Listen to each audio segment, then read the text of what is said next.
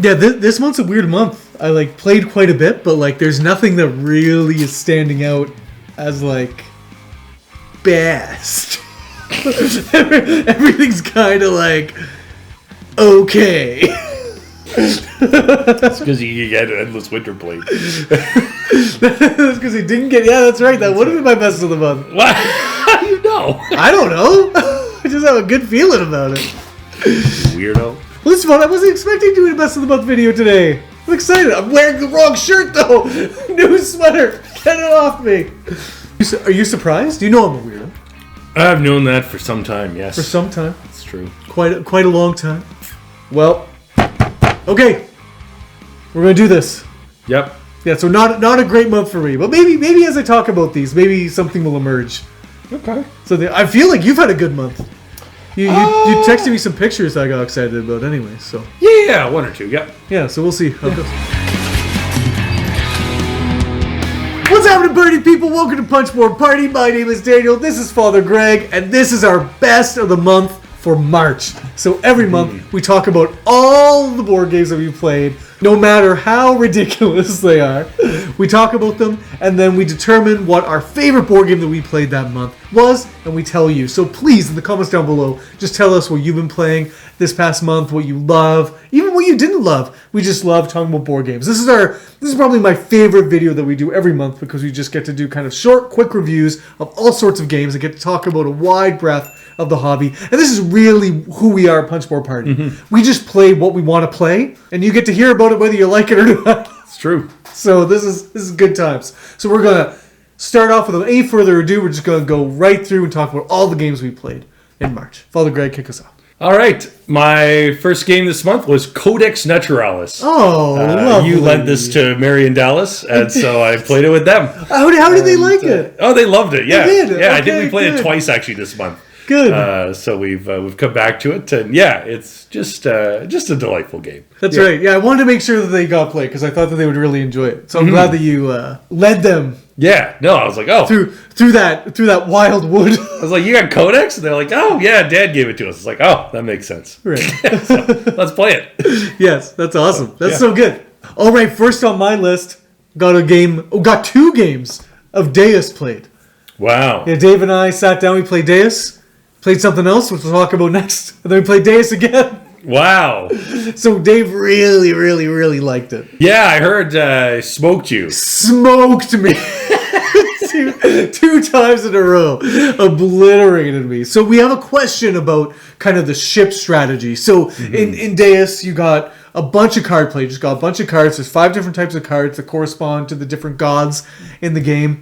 And you play them in card rows. And basically when you play a card in a particular colored card row, you activate all the cards that are in that card row. And so the boats, they're kind of the things where they either exchange resources for coins or coins for resources and then exchange resources for points. And so then you can really build a little engine there just with ships alone, buying resources and then selling them for victory points all in the same go-round. Not having ships as part of your strategy, I don't know if you'll be able to win this game. And so that's the question that we had. Like, how powerful is that strategy or not? Right, especially I think some cards like, you could sell 1 brick for 3 victory points or something, but you could do it as many times as you want. Like if it was there's a limit. Like you can do that 4 times. You can do that 5, yeah. So yeah, if you manage to have enough bricks to be able to do that, yes, that could really pump out a lot of points. Yeah, and so the tension in the game is that there's another action you can do where you just discard cards from your hand, and based on the top card that you discarded, you get a certain bonus. And so it might be just getting resources for each card you discarded, or maybe it's getting money for each card you discarded, or whatever. And those sometimes feel like throwaway actions because you're not contributing to your engine. But at the same time, that can be what sets you up for... You're about to play a boat card. I'm just going to discard some cards, get the resources I need to cash in those resources for points. So it's always wondering, is discard cards worth it, or would it be better to build my engine, or yeah, I get a little bit bifurcated when I play this game. Sure, get a little messed up. Right. Cool. The next game I played 2 little games, both of which you know. The first was Draftosaurus. Nice. So once again, Mary and Dallas had a game of Draftosaurus. So we passed some meeples around, got some clammy dinosaurs in your hand. and you start just putting them down. And their 2-year-old child beat us. So yeah, she really dominated the game just by picking whatever dinosaur she wanted. That's right. That's right. This game is just one of those. That's right. Yeah, you get your hands clammy, and for what? But that was great. And then we played Sushi Go. Oh, another just classic. Yeah, lovely. Did the 2-year-old beat you to that? I think she was in bed for that one. Okay. Because it wouldn't surprise me. Next, just family was visiting, and we just played a little game of Spot It. Just a little quick game of Spot It. Nice. Nothing too crazy or innocuous. Nothing happened. Just Spot It. Right. Funny, actually, I did play Spot It as well this month, but I didn't put it in my list. It completely slipped my mind, but I played this with my 2-year-old nephew as well, and he smoked me in it as well. That's right. This is a game that I think is a great kids game. Because 100%. Kids are legitimately most of the time faster than adults. Yes. At spotting things. Well, the way that the colors are arranged, it's just a brilliant mind messer. It just really messes with your mind because you see the right color and then you're like, wait, that's not the thing. Right. And then the size differences too. Something that's really big, something that's really small, whatever. Next game I played is a game that was just off of my actually, did I talk about this in my want to play list? There's a game, I think it was just off of my list. I think it was number 11 on my list of games that I wanted to play, or that games that we thought if we did play would be in our top 10. Okay, yes. And one of those was Rattus. And so I recently found they recently published a big box of Rattus, which isn't actually that big. It's just a normal size box. It's a normal box with a big price tag. Well, I mean, for what it is. Sure, but anyways, so it's not worth that price. So I played Rattus, and it's good. So what's going on? What we got going on? So it's area control sort of. There's you're putting guys into various different countries in Europe, but then the plague hits, and routinely the more people that are in a region, the more people who are probably going to die as a result of the plague. But basically, you draft these on your turn you can pick a kind of special ability, but each special ability comes with a type, like a peasant, a knight, a cleric, whatever. But then when the plague hits, it'll be if you have the cleric card, you lose a guy in that region. Okay. And so there's a kind of tension between do I want this card, and you could take multiple cards over the course of many rounds, especially if other players aren't taking your cards away from you. You could have the cleric, the warrior, and the peasant. And so then, when the plague hits, you're almost certainly going to lose someone. But those 3 cards are giving you, more bonuses. Oh, there's this kind of tug-of-war tension. Right, it's kind of push your luck a little bit. Sort of I'll take these cards because they're going to give me bonuses, but yes, now I'm more in danger of suffering losses. Oh, that's a really neat mechanism. So, solid game. So thumbs up for Rattus. Yeah. Oh, awesome. Yeah. Next on the list, and I jumped ahead by accident. So before Spot It, we played a nice game of Orichalcum. So just a 2-player Orichalcum with Dave, and you know what? Really does hold up still. Yes, there might be some questions about turn order with 2 players, but man, this game is a sweet little Bruno Catala and Co. game. This works on a lot of levels. You're not doing a whole lot. It's fairly simple, fairly straightforward. You're drafting a card. That card comes with a tile. That card lets you do an action, and then you place that tile somewhere out on your little island. You're trying to make different terrain spaces together so that you can build your temples. You're trying to get the same terrain spaces together so that you can recruit titans, which give you special abilities. And you're battling these creatures that are coming up on your islands. You want to race to 5 victory points without having any creatures left on your island. It's sweet and smooth, man. Right. It's very good. Tight. It's very close. You're down to the wire always. Yes. Yeah. Yeah. So I'm liking this more and more. Cool. The next game I played is Doppelt so clever, or Twice as Clever. Wow. Yeah. The second in the That's So Clever series. So I'll just be back. we can just talk about it, and then I'll just... So rude. Oh, man. I did pack Gosh Darn Clever in a game box to take to the church game night. Okay. Didn't take it out, but I just thought somebody might like to play this. Yeah, you should have. Yeah, that would be great. No, I think I didn't enjoy the third one, but the first 2, I think for me are they both kind of sing a pretty consistently high note. So yeah, twice as clever. Just a lovely little game. All right. Well, I got to give this another chance. All right, next on the list. So I forced this upon Mary and Dallas, and they did all right with it. This is Reavers of Midgard. Yeah, I heard about this one. So amazing things, I hope. Something like that. I feel bad for Mary because then she came to the church game night, and I had her run Reavers of Midgard. Yeah. She mentioned that. I'm not a good friend. Anyway. So, Reavers of Midgard, Champions of Midgard was on my list of games that, if I played them, they would be on my top 10. And then in the comments came, I prefer Reavers. It's the more like Eurowee version of the game kind of thing. And so then there's been some copies at Amazing Stories for a long time, just kind of, that never got sold or whatever. You know what? Sure, I'll go for it. I'll try Reavers of Midgard. And so this is like a really cool action selection game. Big old board, looks way more complicated than it is. But basically, you select an action on your turn, and then all the other players need to follow suit, and they can either choose to do that action or to rest. And if they rest, they get a dice or a resource or whatever the case may be. But if they choose to do the action, they have to pay for the action as normal. And then there's bonuses given to the action based on your turn order. So if I'm the first one to do the action, I get a bigger bonus. If you're the next one in turn order, you'll get a little bonus, and then eventually maybe no bonuses for the action. So it's really this I choose, you follow kind of mechanism, Right. a la Puerto Rico. And I think it works really well in this game, but essentially this game is then set collection.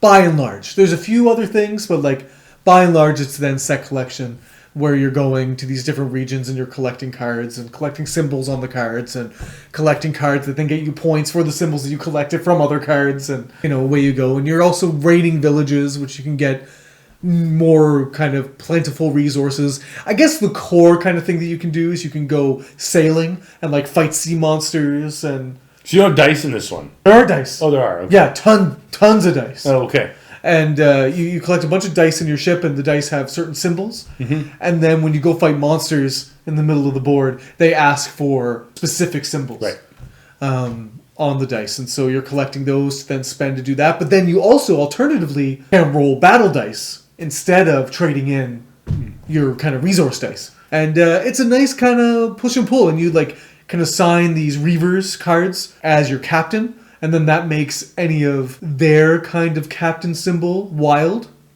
for you. There's different things like that. But yeah, it's fairly simple for what it is. And it's quite long. So there could be a couple knocks against it for that reason. But I'm still into it. I'm still like, I want to squeeze more out of it. But I don't think Mary and Dallas will want to squeeze any more out of it. I don't know. Maybe. They'll have to tell me themselves. That's right. Because I'll come over again with it. Cool. Next game I played, I have talked about this one many, many times. It is Mandala. Mandala! Played another game on Mandala. Yeah, there you go. And I think this was like the first time that Dallas or Mary has ever beaten me. Okay, I was going to ask what your win record is on this. Yeah, pretty stellar. I kind of crashed and burned. We went for something and it did not pay off. But other than that, every other time I have dominated them at this game. So this was like their moment of retribution. But yes. But no, solid game. Love it. Rock and roll, man. All right, so with Mary and Dallas, after a hefty game of Reavers of Midgard, we played a little Shifting Stones. And so they had played it a lot on Board Game Arena. Right. And so they were like, oh yeah, sure, we know how to play this, and we'd like to play it in person. And we played it in person. And Shifting Stones is just nice. You discard cards to shift stones around, make the patterns that are on the cards that you're discarding. And if you haven't discarded it, you can play it and score the points that are on it. You race to a certain number of cards played, count the points. Winner. Quite simple. And you know what?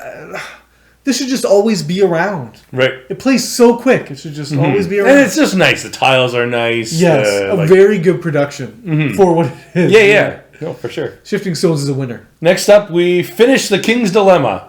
You finished it? Yeah. It's done. Yeah. It's done. Give me the skinny, man. Well, I mean, all shake out. Yeah. I don't know how much, but basically, say at the end, it's interesting because you basically have to choose as a party, whether the kingdom succeeds or falls. Okay. And if you're on the wrong side, you're just out. So Mary and Dallas chose one side and I chose the other. and I was just murdered in the streets. Wow. And then they fought it out. I think Mary ended up being the winner. Okay. Between the two of them, but I was slain for domestic warfare. For trying to protect the kingdom and just save people. I was on the side of justice and right, and they were tyrants. They were just like they just like revolted against the king and just like tried to just cause chaos in the streets. I was like trying to like rile up the people, get them to be like, fight for us, asking the kingdoms for help, be like, please send someone to help us. And, the king had a dilemma for sure. He was dead. Yeah, he was murdered. He was slain. It was dark. So it ended kind of darkly, but it was actually really good. We enjoyed it. For sure. Cool. I'm glad you guys finished that up. Mm-hmm. That's awesome. Dallas said that after you finish it up, he might start inviting me back to game nights. That's right. So we'll see. We'll see if you let him or not. Next, though, we were friends. We played a little beer and bread. Right. We were friends? Are you sure? Were we playing the same game? I just meant opposed to me not being invited to Mary Dallas. Oh, I see. Right. I got you. You were actually okay playing a board game with me. Right. But no, we weren't friends during the game. That's for sure. This is beer and bread. This is a 2-player game. Mm-hmm. It's kind of in Capstone's lighter line, I guess. Right. But no, this game, I really liked it. This is rock and roll. Mm-hmm. This is got some really cool things going on. This is your classic Euro game from 2010 in a 2-player package. Right. There's not much more than that going on, but it does it so well. Mm-hmm. Where you have beer cards and you have bread cards. Mm-hmm. And the cards are multi-use, and you can either use them for the resources, you can use them to actually cash in the resources to make the beer and the bread for points or money, and then you can also kind of use them for a permanent ability that you kind of stick under your side of the board, and it kind of adds to what you're doing throughout the game. But basically there's like a plentiful season and like a dry season, mm-hmm. and they work slightly differently. In the plentiful season, you're drafting cards back and forth. In the dry season, you're not. There's more resources available on the board to collect during the plentiful season, not as many during the dry season. And that's a cool thing in the game, is that the resources are actually determined by a certain number, and they're out on the fields and the board. And so once they're out, they're out. Mm-hmm. But then you have cards that actually break those rules, and you can double up or take from the supply or whatever the case may be. Right. But yeah, basically you are cashing in bread cards and cashing in beer cards, and you're making points on both of those. And then at the end of the game, you're going to score the points based on your lowest of the two scores. So whatever I scored with bread or whatever I scored with beer, I'm going to score the lowest of those two. Right. And, whoo boy, that came out pretty good. And even 28 on both. Yeah, that was rude. This guy was like, I don't know how I'm doing. The whole game, he's like, I don't know about this. This is going to be rough. I don't think I'm really getting the hang of this. And I was like, well, from where I'm sitting, you're doing just fine. And sure enough, 28 on both. And I had one that was really nice and high. And one that was not. 32 and 21 or something like that, I think it was. Yeah. No, so that was neat. That was a really... Yeah, really neat game. I thought it did all the kind of mid-weight Euro mechanisms really well. Mm-hmm. For a 2-player package in that time frame. It was a pretty interesting game. Yeah, really liked it. Another game that I've played now 4 times and finally won, and that's Paint the Roses. You finally won! Yeah. This game is like deceptively hard. Man, oh man. Like... It's like I'm sure maybe there's like some other like strategy that like I haven't quite like grasped yet or something like that, but yeah, it's just like a kind of a nice like Alice in Wonderland feel. You've got some colorful roses, you're making deductions, but there's very little room for error, and a lot of times you have to guess. Like you're just at a point where the queen's catching up to you, and you're like, well, it's between one of 3 things. All right. Are you a yellow flower next to a spade?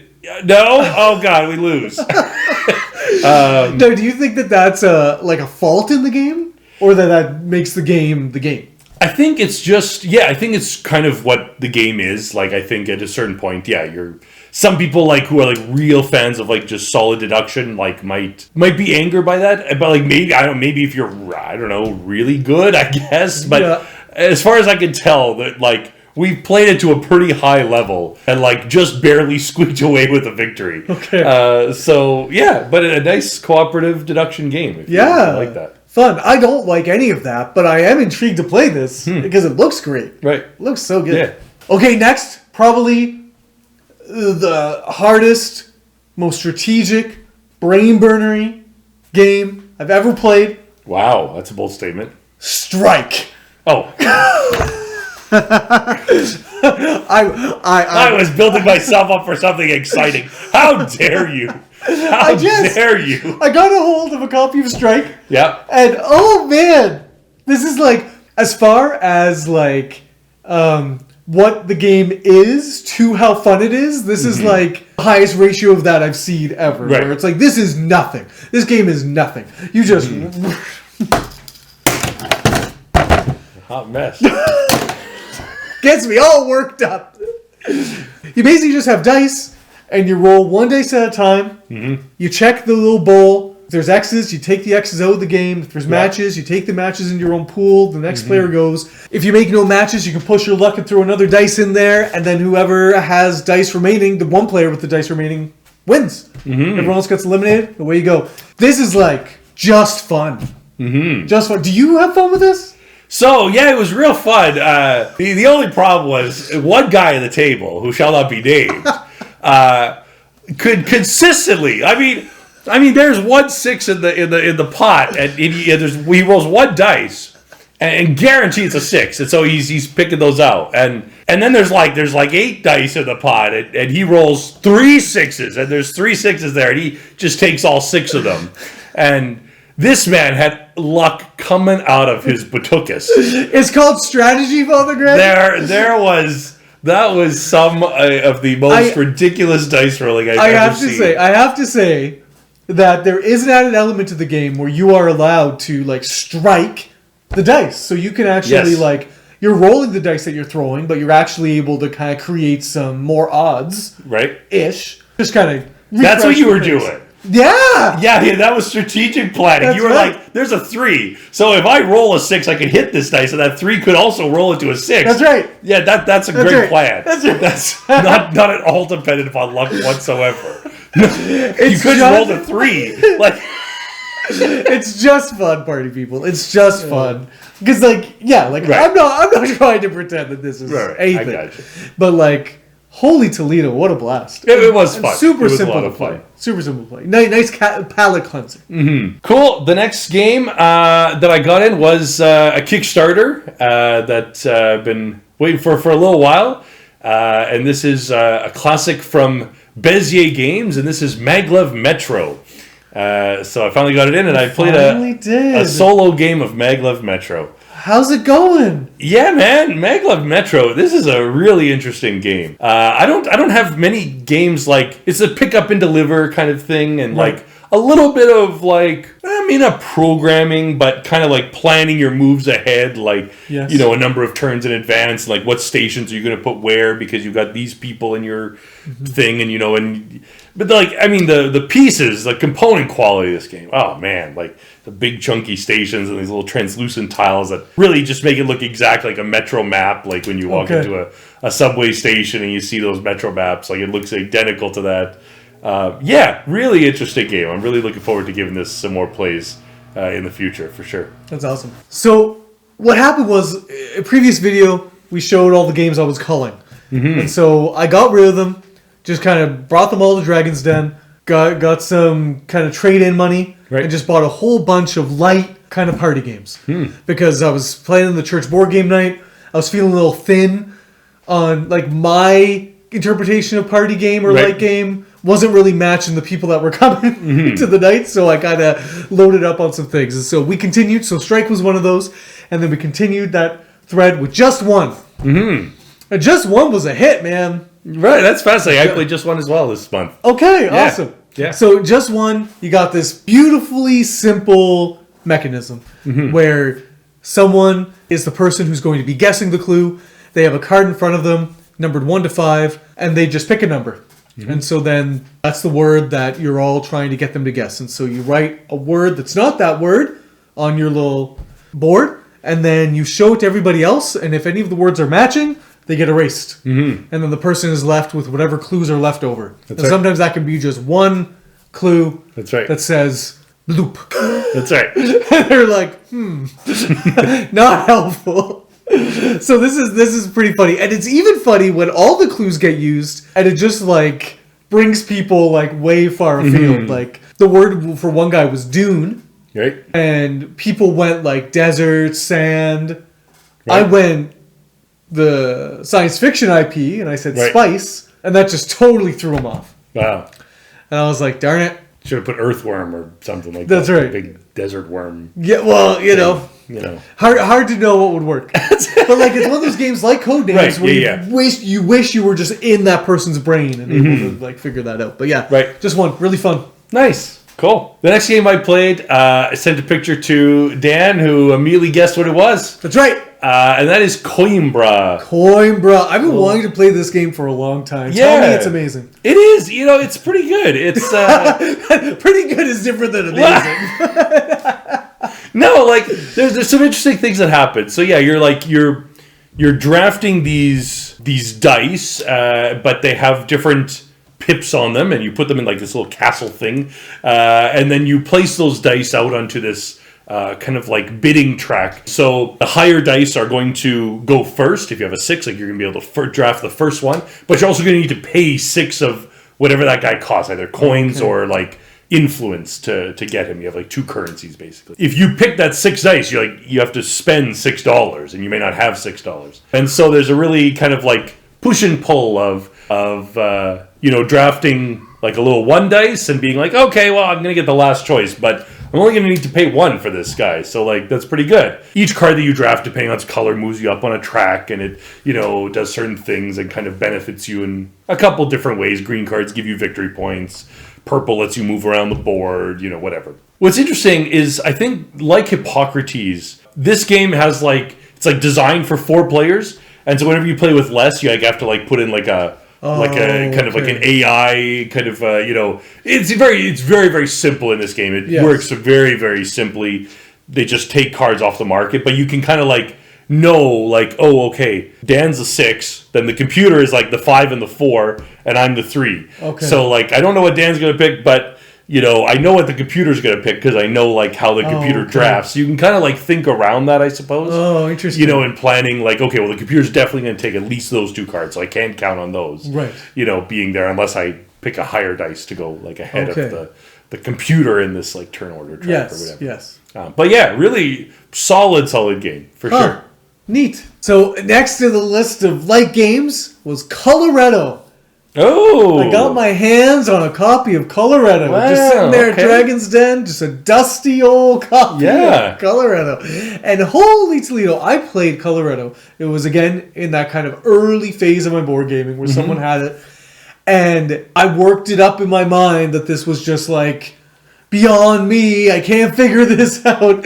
Because what trips you up is that you're basically told, hey, there's 7 colors of chameleons. You're going to draft chameleons. And then at the end of the game, you're going to score only 3 of the colors of chameleons. And then any other colors that you have beyond 3, you're going to score minus points for. And that just tripped me up when I was a new hobby gamer. Right. I was like, well, I don't want any then. I don't know. So then I was just on pins and needles the whole time, not wanting to accidentally draft beyond the 3 colors and This is a simple game. Right. This is simple as sin. But what makes it really interesting is that there's these card rows that on your turn you draw a chameleon card and then you place the chameleon card on one of these card rows, and each card row holds 3 cards. And so once there's 3 cards in a row, you can't add to that card row. And then instead of adding to a card row, you can opt to just draft a full card row. So maybe the card row's not full, maybe it only got 1 card in it, but you can just take it, and then you take the little card that goes with the card row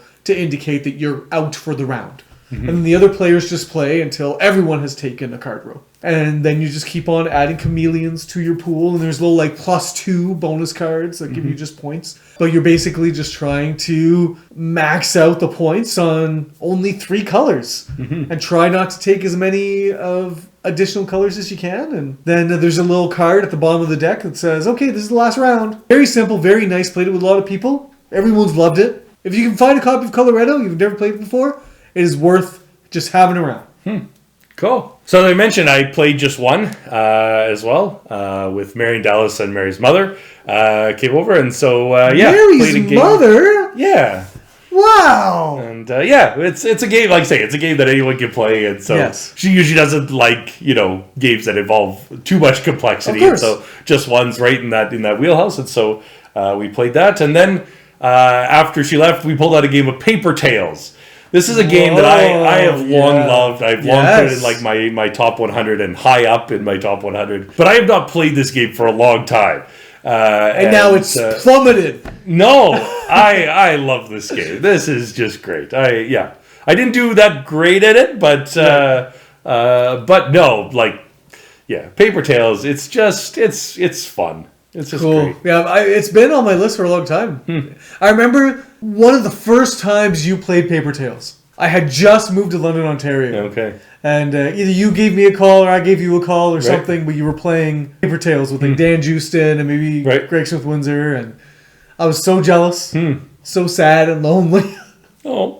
So came back. Yeah. So now we can play Paper Tales like we were meant to. Like we were meant to, for sure. After Coloretto, played again. This was like a rare exception that during the church board game night, because I had all these really light, short games, I was able to like squeeze these in between other people playing games. So I got a game of Beastie Bar played. What? Beastie Bar! What is that? This is just a chaotic card game a la Guillotine, where you got a card row, and you're adding cards to the row. And basically, once you get 5 cards in the row, so you have like the back alley over here, and you got the Heaven's Gate bar over here, and you're playing cards in between, and you play close to Heaven's Gate bar, but then as you play certain animals, they're all animals, they'll do things in the card row. And then once it gets to 5, then the 2 at the front of the line go into Heaven's Gate, and then the 1 at the back of the line gets kicked out. Get out of here! This is a bar that you're setting them into, not heaven. Yes. Okay. But the bar is called Heaven's Gate. Wow. Is this game about death or about drinking? Yeah, it's really hard to figure out. But yeah, so it's things like the hippopotamus. Every turn, no matter whose turn it is, they'll bump themselves up in line. You got monkeys, so if there's one of them, there's fine. But then if there's 2 of them, they'll kick out any lions that are in the row, and then they'll go to the front of the line. So there's all these kind of conditions. So my one knock against the game is that I don't think this is what I was looking for in terms of super light games. It is a super light game, but kind of memorizing the rules of how each of the animal cards work is a little bit not hard, just hard to remember. You're constantly being oh wait, what does the crocodile do? Oh wait, what does the zebra do? But once you get that down, it's just chaos. Right.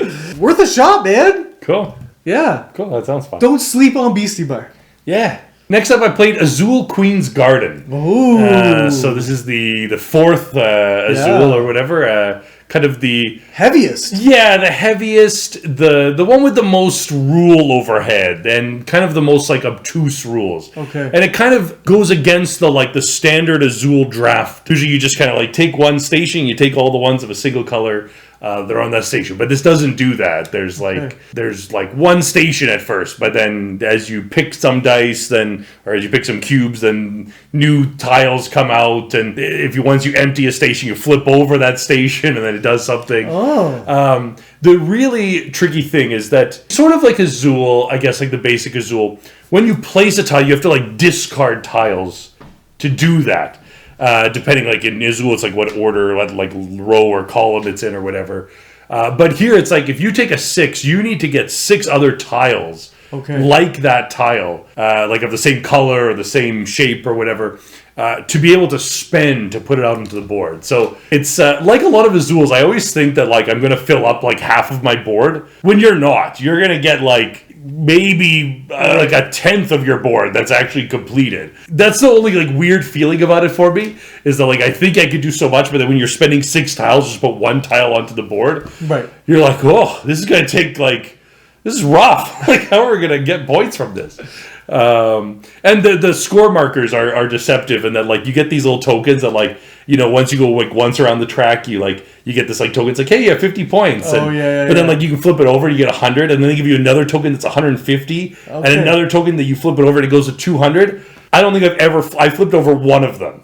Like I flipped over the 50, and the fact that it gives you this token that like says like it's possible to get to 200 points. Yeah, I have no idea how. That's like, amazing. That's just absolutely nuts. So where does this rank for you then? I think I prefer probably the Garden Pavilion. That one.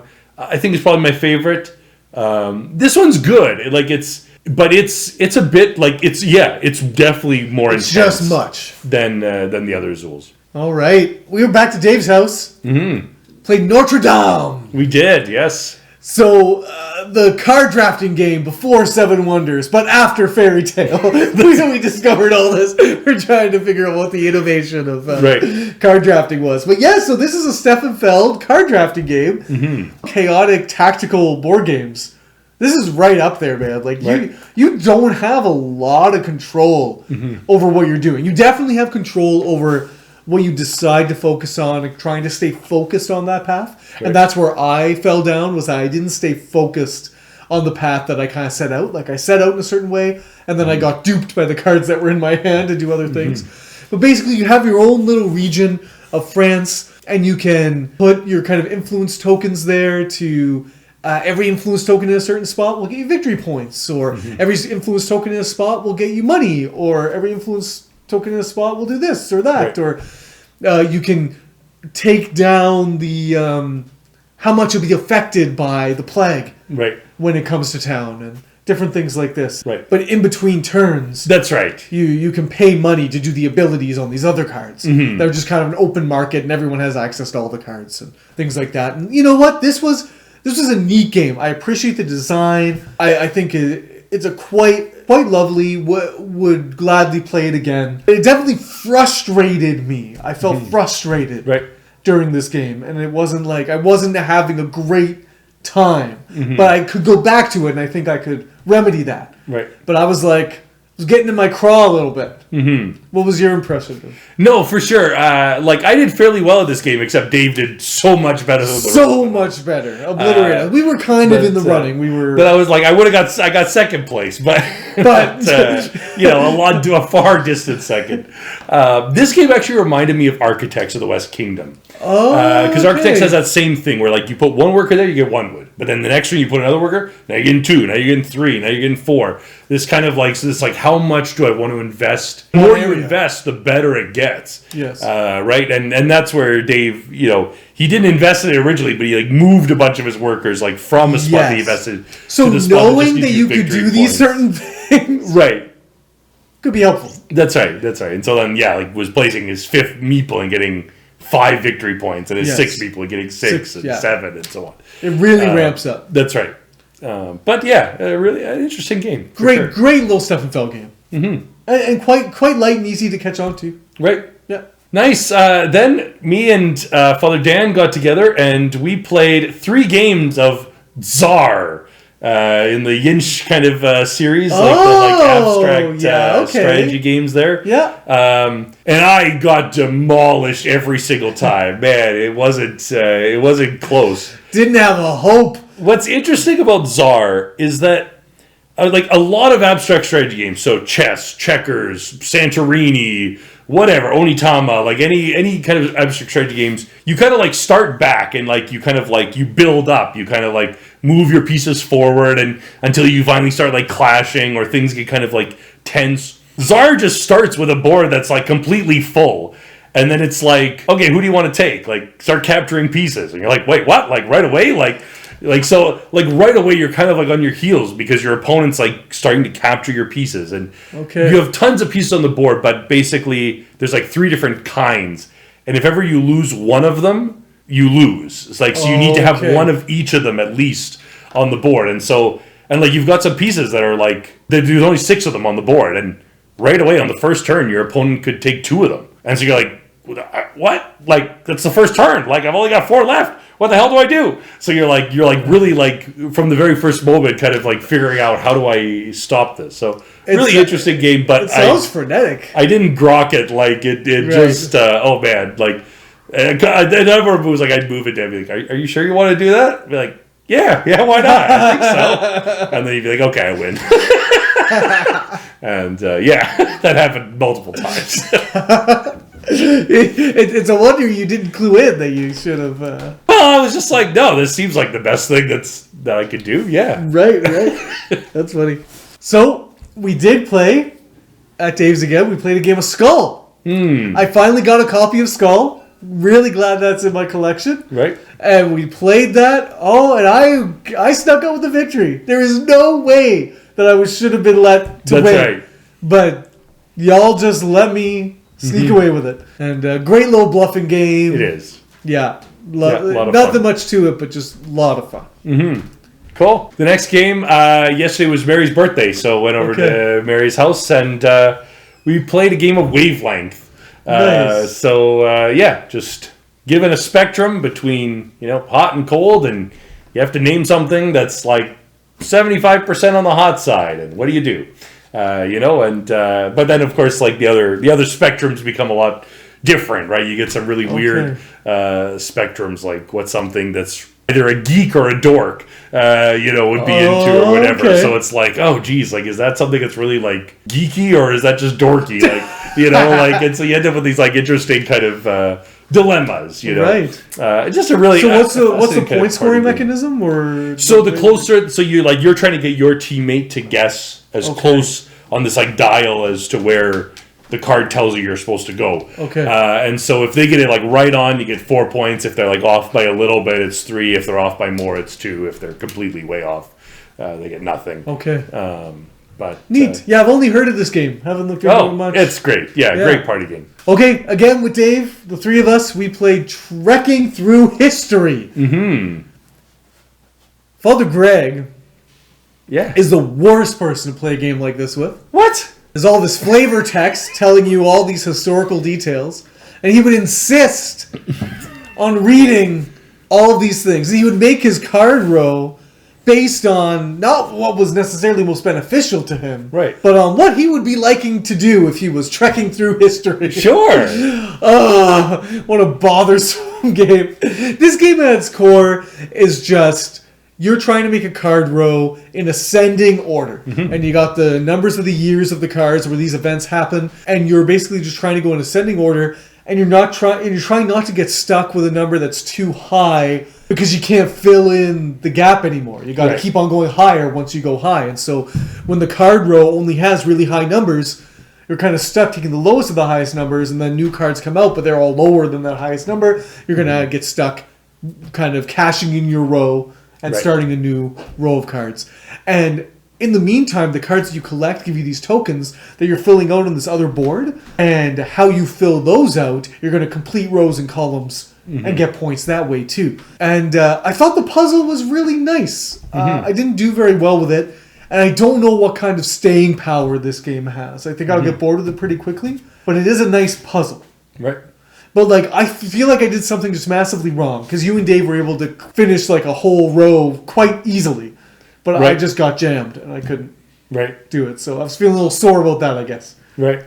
No, I really enjoyed this game. I mean, I do, like, I've played all of the trekking games, the national parks across the world, and now time traveling through history. And I like history. And so, yeah, like the idea of, like, playing a game where I'm, like, going sailing with Christopher Columbus and then, like, looking through telescopes with Galileo or something, or fighting with Napoleon, like, I don't know, that's fascinating, you know? And just like, these really interesting, like, just historical... I thought the theme I really enjoyed the theme.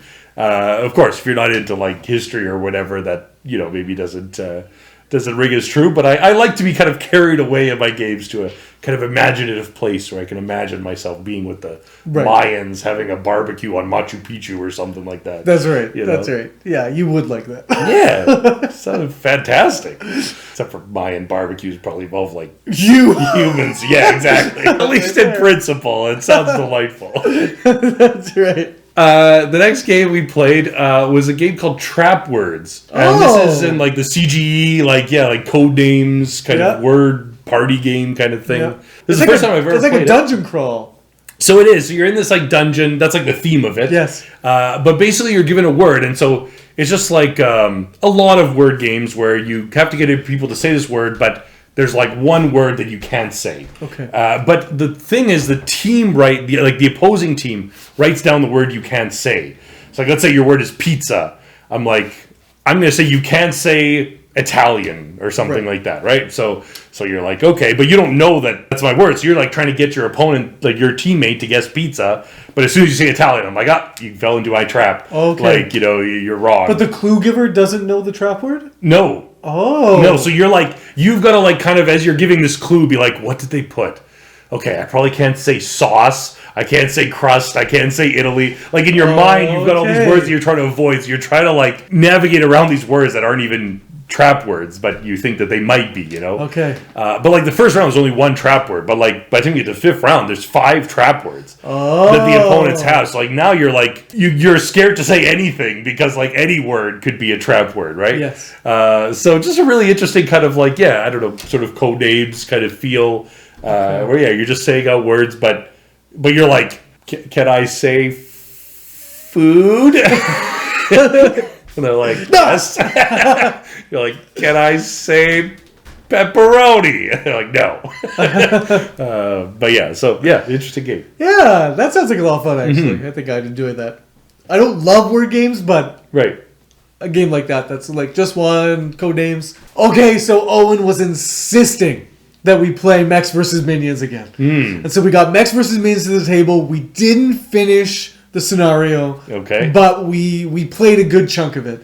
And he was playing pretty well. But basically, like, there's this giant mech that comes in the box. Right. And we played a scenario with that.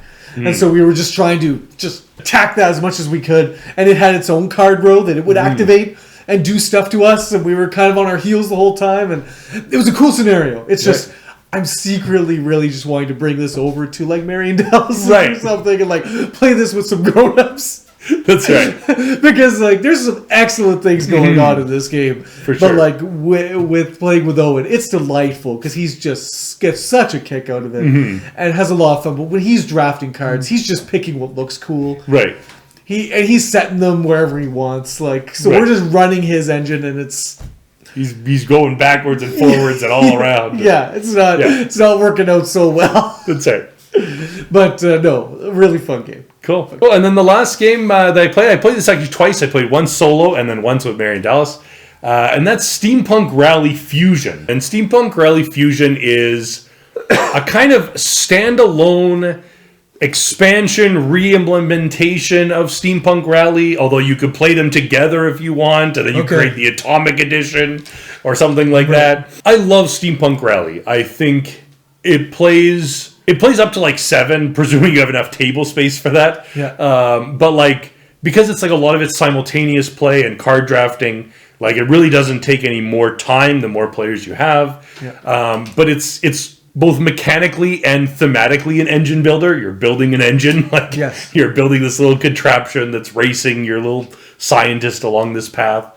Steampunk Rally Fusion, this was one of the first times I've kind of got it played, even though I've had it for a while. I feel it's a bit tighter than Steampunk Rally. Like, your ship tends to explode a lot more, and it's a little bit more like of a precarious journey. The tracks are more difficult to navigate, and there are like cards where like you can like you have like a boiler and you can just activate it normally and like put your little machine around, but like you can like turn up to 11, but the boiler will explode and like fly off your car, but it'll also like send you flying like 3 spaces.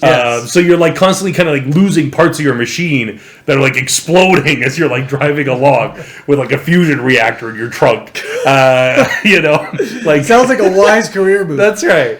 But I enjoy this game. It's a lot of fun, and Roxley, the art's beautiful. Like it's just a Yeah, it's a great game. All right. My last game for the month of March was a game that I've been talking about quite a bit. Mm-hmm. This is Ginkopolis. Okay. So I finally got it played with 4 players. Mm-hmm. We played a full game. Nobody bailed.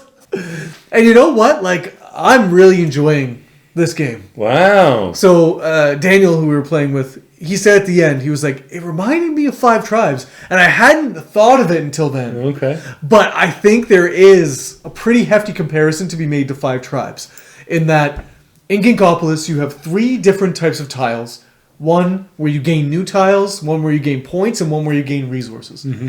And so, based on the cards that you have in your hand, you're going to be interacting with those tiles and essentially getting those kinds of things based on the tile you're interacting with. And so you get a hand of cards in your hand, and you basically just have that to work with. So the board state is constantly changing as the players are doing things.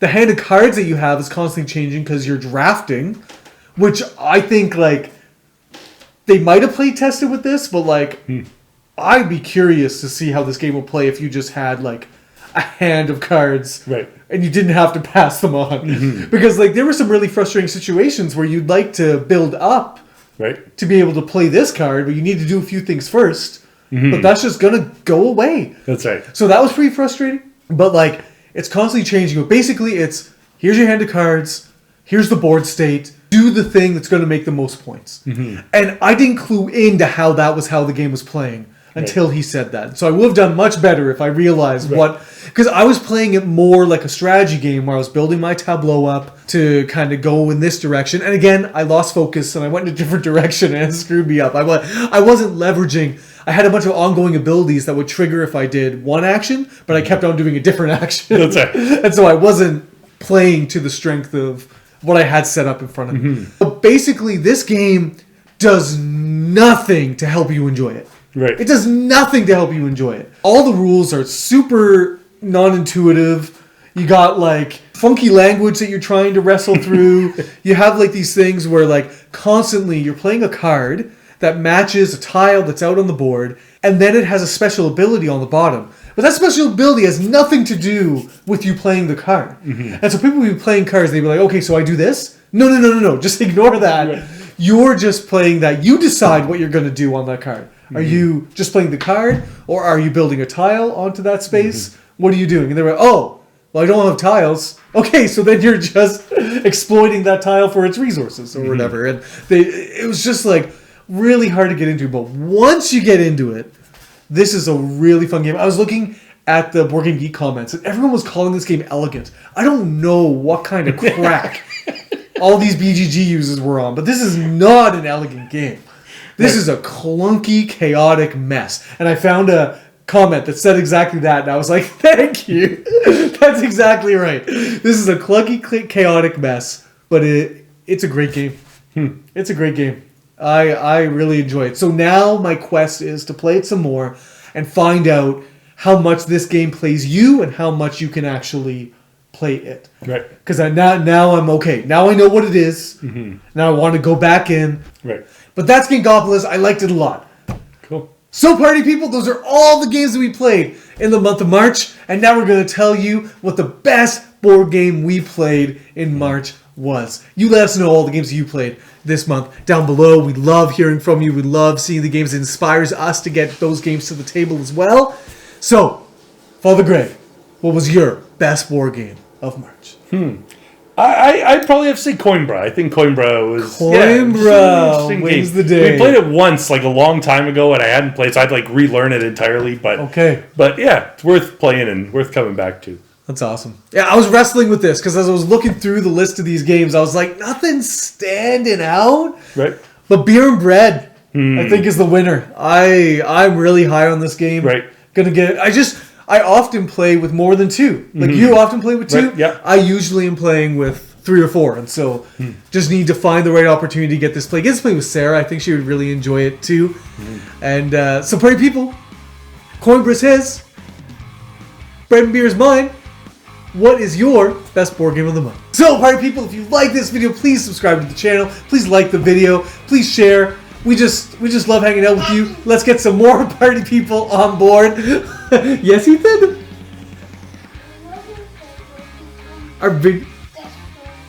Our video is done right now. So until next time, party people. Have the best day.